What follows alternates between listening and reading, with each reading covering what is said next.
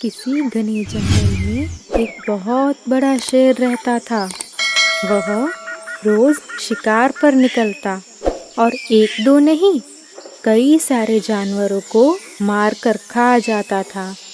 जंगल के जानवर डरने लगे कि शेर इसी तरह शिकार करता रहा तो एक दिन ऐसा आएगा कि जंगल में कोई जानवर ही नहीं बचेगा।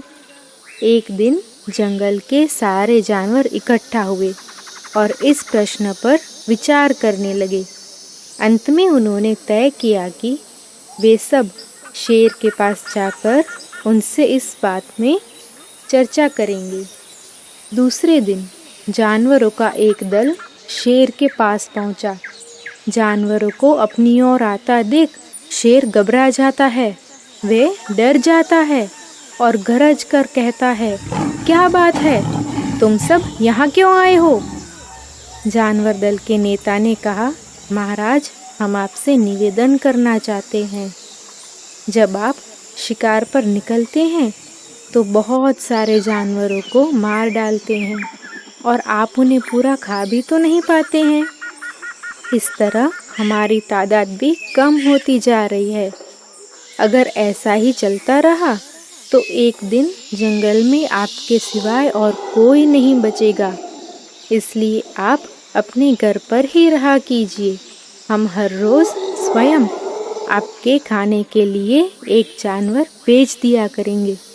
शेर को लगा जानवरों की बात में सच्चाई है। उसने पल भर सोचा और कहा, अच्छी बात है, मैं तुम्हारे सुझाव को मान लेता हूँ, लेकिन याद रखना, किसी दिन तुमने मेरे खाने के लिए पूरा भोजन नहीं भेजा तो मैं चाहूं जितने जानवरों को मारकर खा जाऊंगा। जानवरों के पास और कोई चारा तो नहीं था, इसलिए उन्होंने शेर की शर्त मान ली और अपने अपने घर लौट गए। उस दिन से हर रोज शेर के लिए एक एक जानवर को भेजा जाने लगा। कुछ दिन बाद खरगोश की बारी आई। शेर के भोजन के लिए नन्हे खरगोश को चुना गया। वह जितना छोटा था उतना ही चतुर भी था। खरगोश ने सोचा, बेकार में ही शेर के हाथों क्यों मरना, ऐसी तरकीब ढूंढनी चाहिए जिससे सभी को इस मुसीबत से छुटकारा मिल जाए।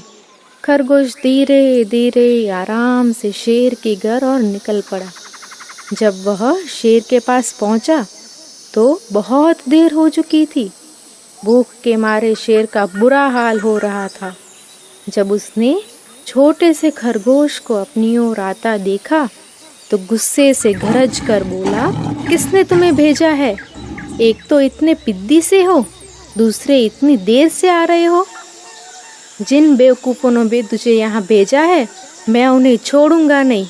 उन सब का काम तमाम कर दूंगा और उन सबको मैं मार डालूंगा। मैंने उन्हें नहीं मारा, मैंने उनका काम तमाम नहीं किया तो मेरा नाम भी शेर नहीं, जंगल का राजा हूँ मैं, शेर हूँ मैं। नन्हे खरगोश ने आदर से समय तक सर झुकाकर कहा, महाराज, आप कृपया मेरी बात सुने।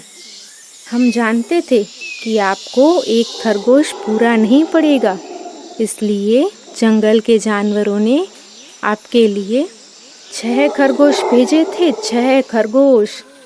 लेकिन रास्ते में हमें बहुत बड़ा शेर मिल गया जो अपने आप को जंगल का राजा बताने लगा। उसने 5 खरगोश को तो खा लिया। मैं तो जैसे तैसे करके अपनी जान बचाकर भाग आया और वह शेर तो अपने आप को जंगल का राजा भी कहता है। यह सुनते ही शेर दहाड़ने लगा। गुस्से से बोला, दूसरा शेर, जंगल में मेरे अलावा और कोई शेर नहीं हो सकता और कोई राजा नहीं हो सकता। मुझे जल्दी से उसके पास ले चलो। खरगोश ने कहा, महाराज, वह तो बहुत बड़ा है, वो तो आपसे भी बड़ा है। वह जमीन के नीचे बनी हुई एक गुफा में रहता है। शेर ने खरगोश को रास्ता दिखाने के लिए कहा। रास्ता दिखाते हुए खरगोश शेर को एक कुएं के पास ले जाता है और कहता है, महाराज, वह दुष्ट शेर इसी जमी के नीचे किले में रहता है, जरा सावधान रहिएगा। शेर ने कहा, मैं निपट लूंगा, तुम सिर्फ यह बताओ कि वो है कहाँ। खरगोश कहता है, पहले तो मैंने उसे यहीं देखा था, शायद आपको आते हुए देख वो डर गया होगा और किले में घुस गया होगा। आइए मैं आपको दिखाता हूँ। खरगोश ने कुएं के नजदीक आकर शेर को अंदर झांकने के लिए कहा। शेर ने कुएं के अंदर झांका तो उसे कुएं में अपनी ही परछाई दिखाई दी। परछाई को देखकर शेर जोर से दहाड़ा। दहाड़ की आवाज गूंजने लगी। शेर की दहाड़ की आवाज गूंजी तो उसे लगा कुएं में बैठा हुआ दूसरा शेर दहाड़ रहा है। दुश्मन को तुरंत मार डालने के इरादे से वह फौरन कुएं में कूद पड़ा। पहले तो कुएं की दीवार से टकराया और फिर धड़ाम करता पानी में गिर गया और डूबकर मर गया। इस तरह चतुराई से शेर से छुट्टी पाली और खरगोश खुशी खुशी अपने घर गया। जंगल में जाकर वे सभी जानवरों को यह कहानी बताता है और कहता है कि आज के बाद हम जंगल में खुशी से रह पाएंगे। जंगल के सभी जानवर खुश हुए और खरगोश की जय जय करने लगे।